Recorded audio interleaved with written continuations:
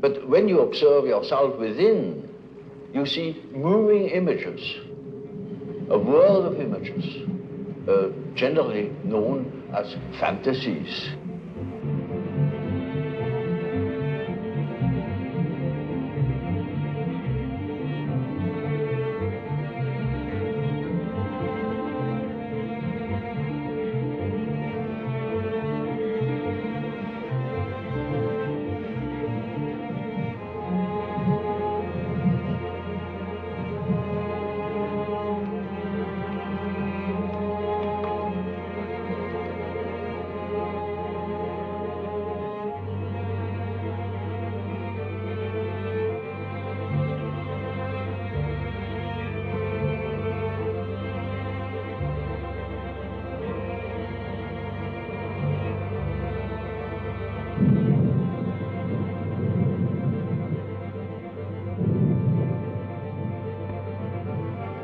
Childhood, a character is already there. You see, the child is not born tabula rasa, as one assumes. The child is born as a high complexity with existing determinants that never waver through the whole life, and that give the child his character already in the earliest childhood.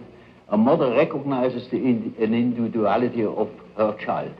And so if you observe carefully, you see the tremendous difference, even in very small children. And these peculiarities express themselves in every way. So first, the peculiarities express themselves in all childish activities, in the way how it plays, in the things it is interested in. There are children who are tremendously interested in all moving things, and in movement chiefly. All the things you see that affect the body. And so they are interested in what the eyes do, what the ears do, how far you can bore into the nose with your finger, you know. Now you see these things, these interests express themselves in a typically childish way in children, and later on they express themselves in other peculiarities, which are still the same, but it doesn't come from the fact that they once have done such and such a thing in childhood. It is the character that is doing it. There is a definite inherited complexity. You see, we are born into a pattern. We are a pattern. We are a structure that is pre-established through the genes. It is a biological order of our mental functioning, as for instance our biological or physiological function follows a pattern, or the behavior of any bird or insect follows a pattern, and that is the same with us. Man has a certain pattern that makes him specifically human, and no man is born without it. We are only deeply unconscious of these facts because we live all by our senses and outside of ourselves. If a man could look into himself, he would discover it. And when a man discovers it, in our days, he thinks he's crazy.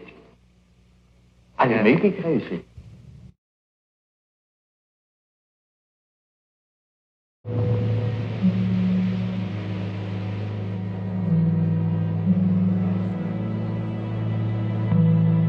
There are, of course, great individual differences. There are individuals who have an amazing knowledge of themselves,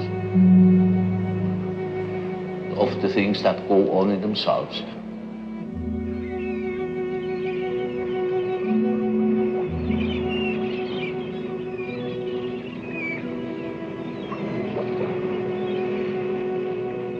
But even those people wouldn't be capable of knowing what is going on in their unconscious. For instance, they are not conscious of the fact that while they live a conscious life, all the time a myth is played in the unconscious. A myth that extends over centuries. Namely, archetypal ideas, a stream of archetypal ideas that goes on through one individual, through the centuries. You see, it is like a continuous stream, and that comes then to the daylight in the great movements, say in political movements or in spiritual movements. For instance, in the time before Reformation, people dreamt of the great change, and that's the reason why such great transformations could be predicted. If somebody has been clever enough to see what there is going on in people's mind, in the unconscious mind, would be able to predict it. For instance, I have predicted the Nazi rising in Germany through the observation of my German patients. They had dreams in which the whole thing was anticipated, and with considerable detail in the years before Hitler came, in the beginning of the, well, I could say the year 1919, I was sure that something was threatening in Germany, something very big and very catastrophic. And I only knew it through the observation of the unconscious. When you observe the world, you see people, you see houses, you see the sky, you see tangible objects. But when you observe yourself within, you see moving images, a world of images, generally known as fantasies. Yet these fantasies are facts. You see, it is a fact that a man has such and such a fantasy. And it is such a tangible fact, for instance, that when a man has a certain fantasy, another man may lose his life. Or a bridge is built. These houses were all fantasies. Everything you do here, all apparatus, everything was fantasy to begin with. And fantasy has a proper reality. That is not to be forgotten. Fantasy is not nothing. It is, of course, not a tangible object, but it is a fact nevertheless. It is, say, a form of energy, despite the fact we can't measure it. It is a manifestation of something. And that is a reality. That is just a reality as, for instance, the peace treaty of Versailles or something like that. It is no more. You can't show it. But it has been a fact.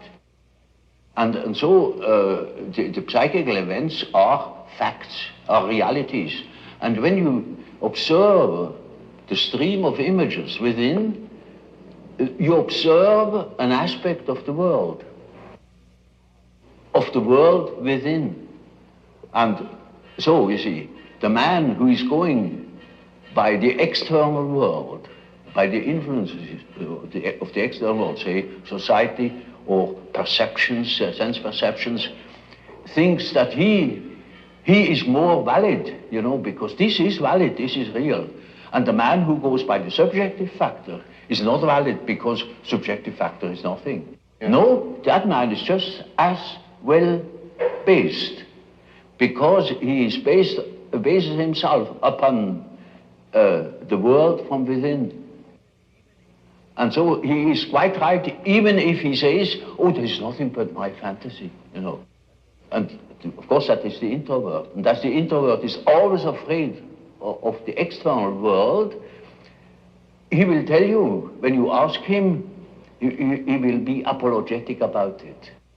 He will say, of course, yes, I know, it's only my fantasies. And he has always a resentment. And as the world in general, particularly America, is extroverted like hell, the introvert has no place. Because he doesn't know that he beholds the world from within. And that gives him dignity, and that gives him certainty, because it is, nowadays particularly, the world hangs on a thin thread, and that is the psyche of man. Assume that certain fellows in Moscow lose their nerve or their common sense for a bit. And the whole world is in fire and flames. You see? It is, nowadays we are not threatened by elementary catastrophes. There is no such thing as an H-bomb. That is all man's doing.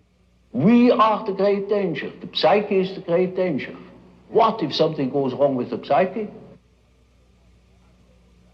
You see? And so you see, it is demonstrated to us in our days what the power of the psyche is of man, how important it is to know something about it, but we know nothing about it.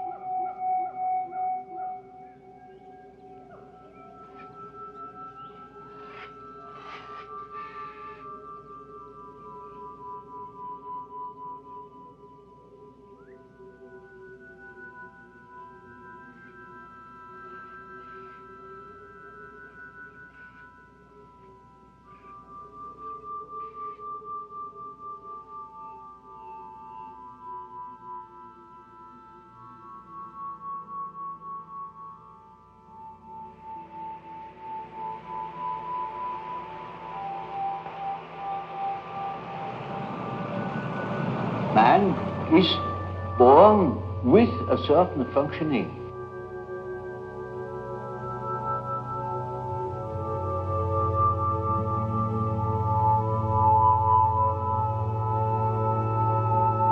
A certain way of functioning, a certain pattern of behavior.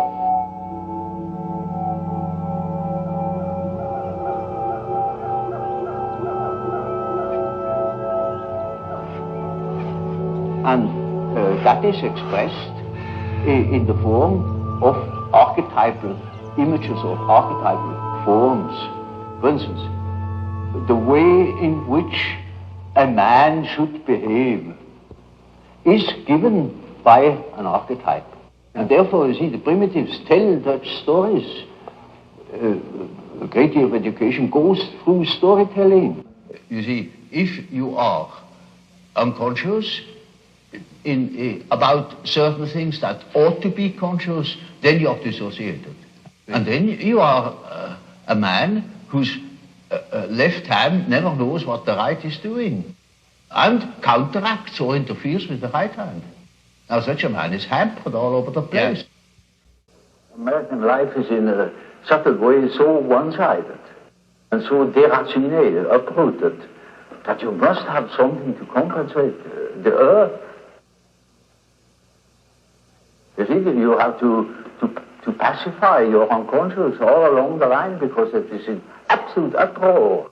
Yeah. So at the slightest provocation, you have a big moral rebellion in America. Look at the rebellion of modern youth in America, yeah. The sexual rebellion and all that, because yeah.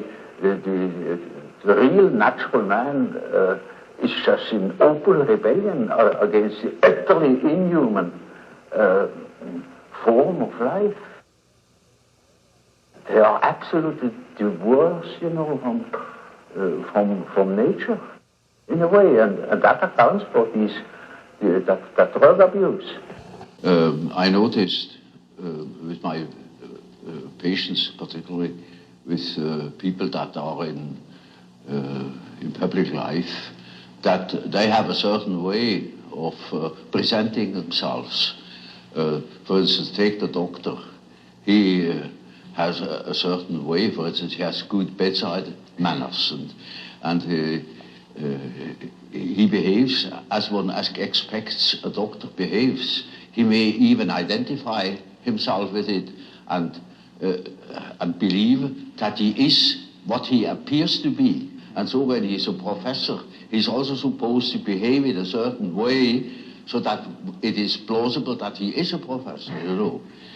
So the persona is a certain complicated system of behavior which is partially dictated by society and partially dictated by the expectations or the wishes one nurses oneself. Now, this is not the real personality, in spite of the fact that people will assure you that that is all quite real and quite honest, yet it is not.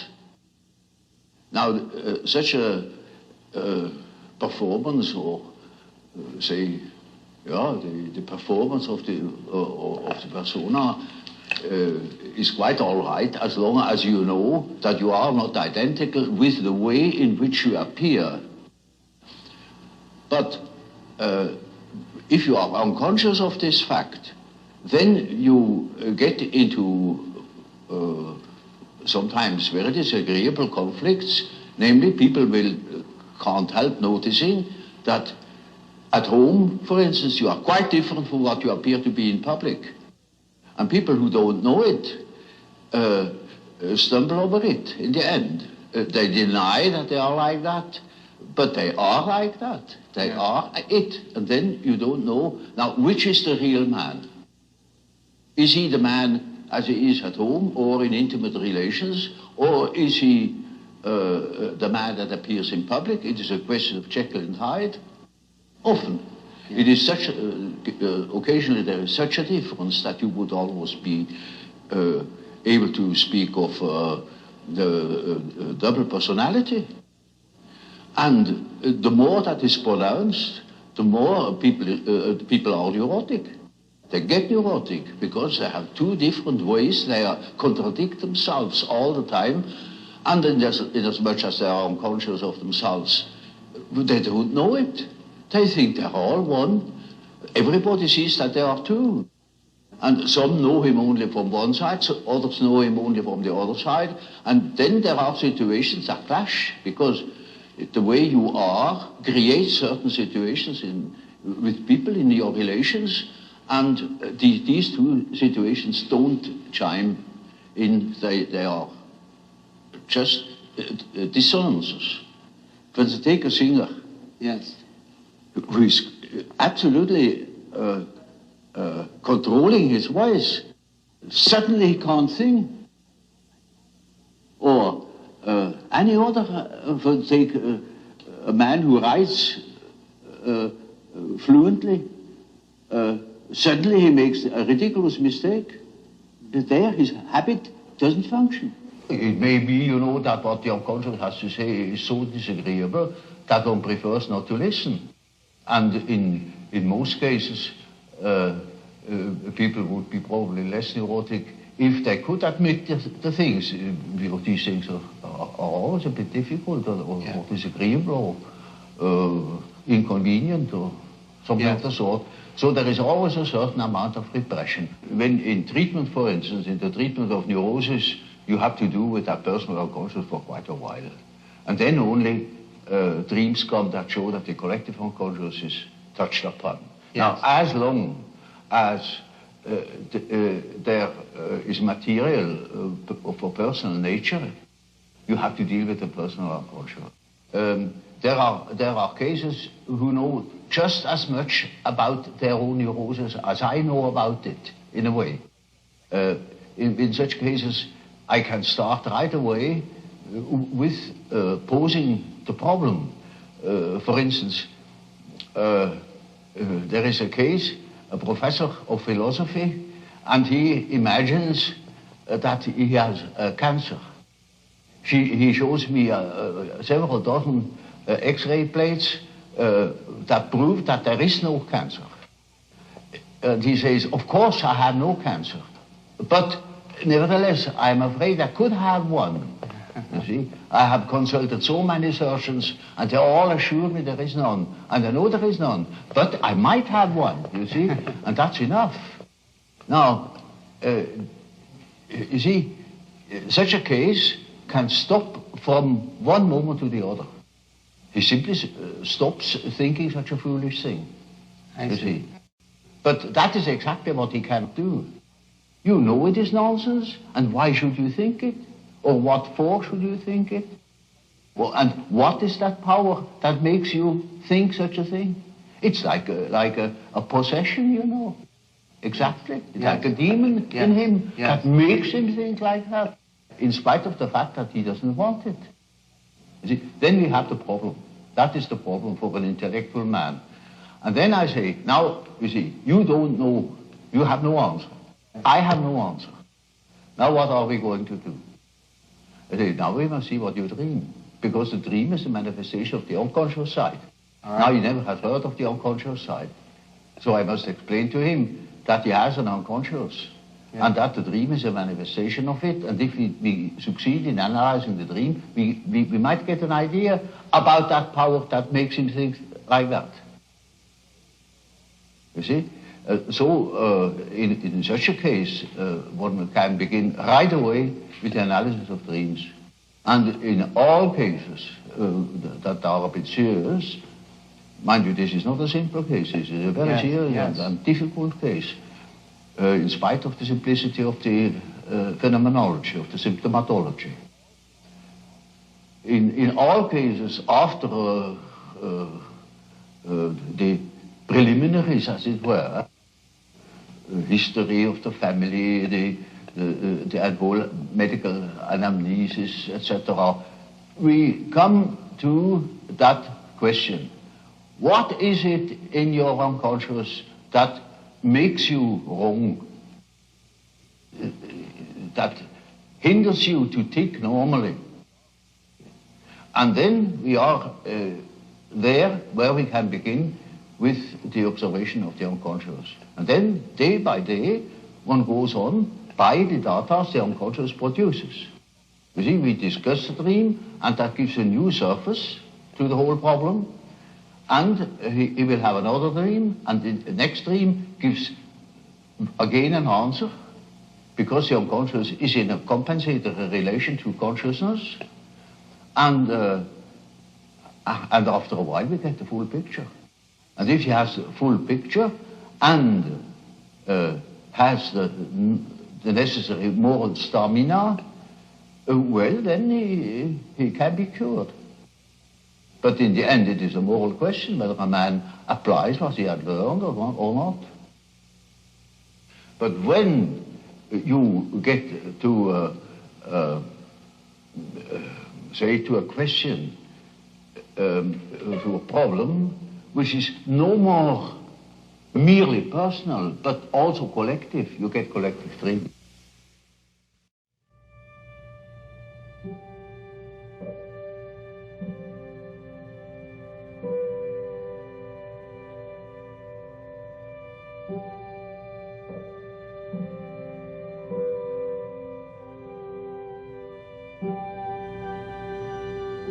Mandala is just one typical archetypal form. It is what they call in alchemy the quadratura circuli, the square in the circle, or the circle in the square. And it is an age-old symbol that goes right back in the prehistory of man, and is all over the earth. And it either expresses the deity or the self. And these two terms are psychologically very much related, which doesn't mean that I believe that God is a self or that the self is God. I make that statement that there is a psychological relation, and that can be, have plenty of evidence for it. And it is a very important archetype. It's the archetype of an inner order. And it is always used in that sense, either to make the arrangement of the many aspects of the universe, a world scheme, or a scheme of our psyche. and it expresses the fact that there is a center and a periphery.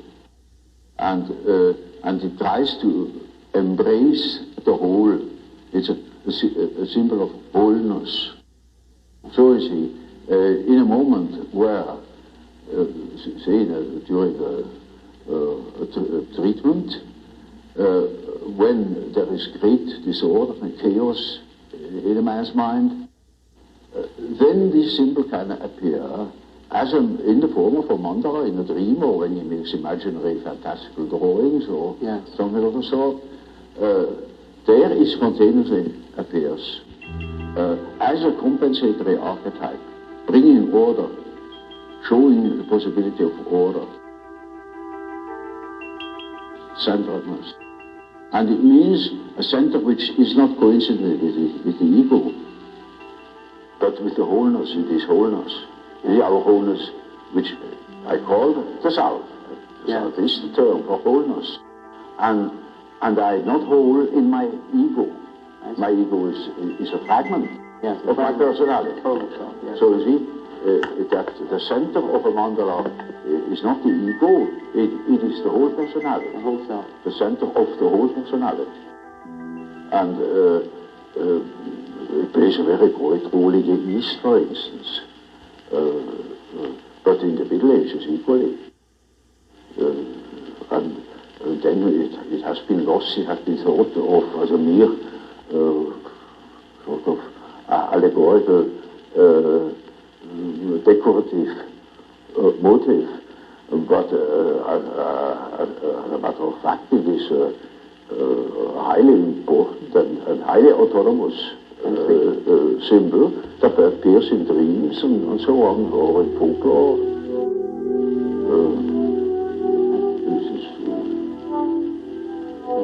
One could easily say that it's the main archetype.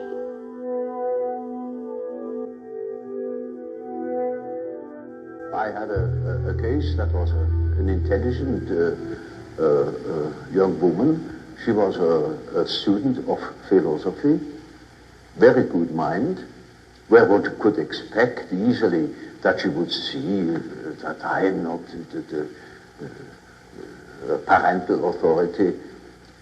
But she was utterly unable to get out of this delusion. And in such a case, one always has recourse to the dreams. It is just as if one would ask the unconscious, now what do you say to such a condition? You see, she says within the unconscious, of course I know you are not my father, but I just feel like that, it is like that, I depend upon you. And I say, now you see what the unconscious says. Now the unconscious produces dreams in which I really assumed a very curious role.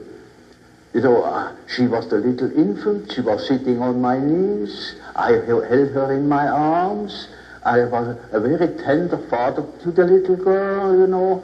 And the last dream of that series was, I cannot tell you all the dreams, was that it was out in nature. I stood in a field of wheat, an enormous field of wheat that was ripe for harvest.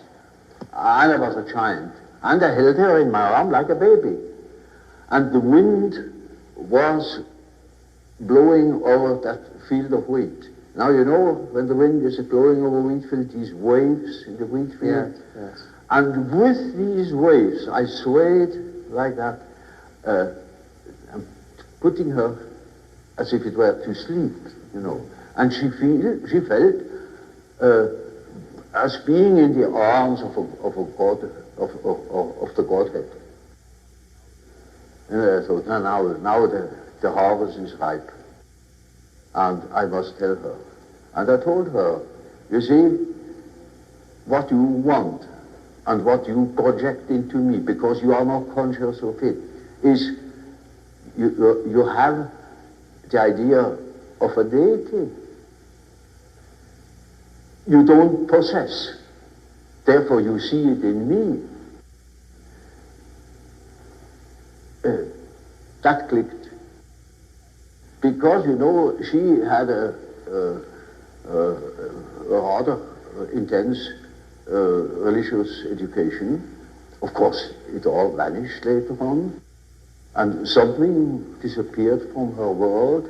Her world became merely personal, and that religious conception of the world was non-existent, apparently. And so she suddenly became aware of an entirely heathenish image that comes fresh from the archetype. She had not the idea of a Christian God or of an Old Testament Yahweh.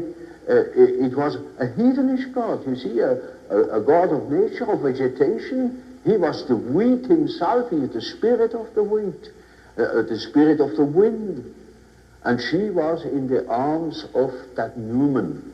No. Now, that is the living experience of an archetype. Now, that made a tremendous impression upon that girl, and instantly it clicked. She saw what she really was missing, that missing value, that was in the form of a projection in myself and made myself indispensable to her. Yes. Now, that is a luminous experience, you see. And that is the thing that people are looking for. An archetypal experience that gives them an incorruptible value. You see, they depend upon other conditions. They depend upon their desires, their ambitions, depend upon other people, because they have no value in themselves. They have nothing in themselves. They are only rational, and they are not in the possession of a treasure that would make them independent.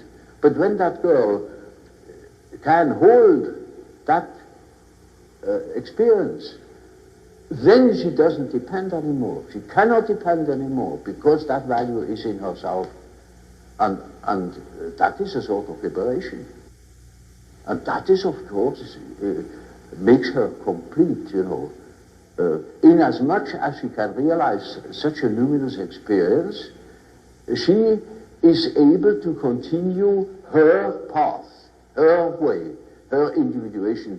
The acorn can become an oak and not a donkey. Nature will take her course. She will become that which she is from the beginning.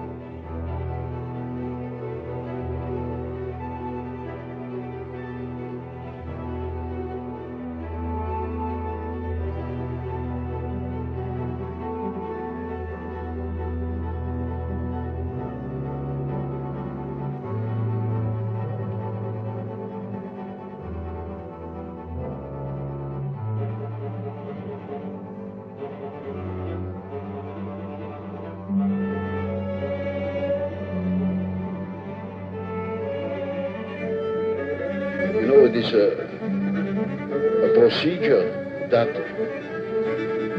has many stages, or levels. If you treat an ordinary case of neurosis, it may only go as far as healing the symptoms, or giving the patient such an attitude that he can deal with his neurosis. Sometimes it takes you a week, sometimes a few days, sometimes it is just one consultation in which I clean up a case. It is of course always the question to know where or what. It needs a good deal of experience, but other cases take very long, and you couldn't send them away because they wouldn't. They want to know more. They make they make the whole process of development. They that goes from stage to stage, a widening out of the mental horizon. You cannot imagine how one-sided people are nowadays, and so it needs no end of work to get people rounded out or mentally more developed, more conscious, and they are so keen on it that for nothing in the world they would quit, and they are not shy of spending money on it. As each plant, each tree grows from a seed and becomes in the end, say, an oak tree, so man becomes what he is meant to be.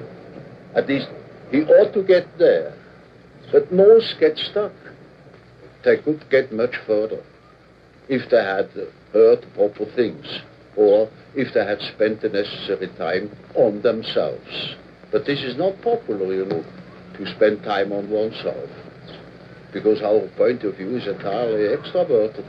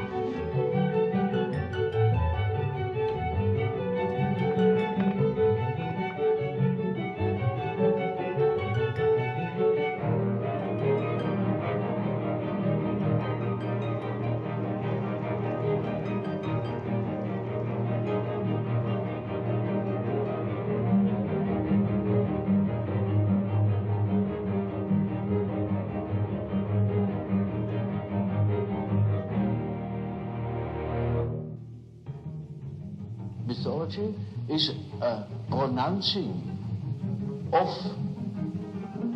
series of images that formulate the life of archetypes. And so the statements of every religion, of many poets and so on, are statements about the inner mythological process, which is a necessity, because man is not complete if he is not conscious of that aspect of things. So, you see, a man is not complete when he lives in a world of statistical truth. He must live in a world of his biological truth. That is his biological truth. That is not merely statistics. Yet our natural science makes everything to an average, reduces everything to an average, and of course all the individual qualities are wiped out. That of course is most unbecoming. It is unhygienic. It deprives people of their specific values where they are individuals. It deprives them of the most important experiences of their life, where they experience their own value. And we think we are able to be born today and to live in no myth. without history. That is a disease that's absolutely abnormal, because man is not born every day. He's once born in a specific historical setting with the specific historical qualities, and therefore he is only complete when he has a relation to these things. It's just as if you were born without eyes and ears, when you are growing up with no connection with the past. From with the standpoint of natural science, you need no connection with the past. You can wipe it out.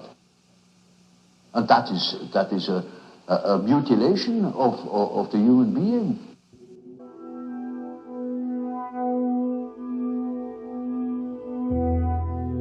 The self is merely a term that designates the whole personality. The whole personality of man is indescribable. His consciousness can be described. His unconscious cannot be described, because the unconscious, as I must repeat myself, is always unconscious. And it is really unconscious. It really does not know it. And so we don't know our unconscious personality. We have hints, we have certain ideas, but we don't know it really. Nobody can say where man ends. That is the beauty of it, you know. Yeah. It's very interesting. Yeah. The unconscious of man can reach God knows where. There we are going to make discoveries.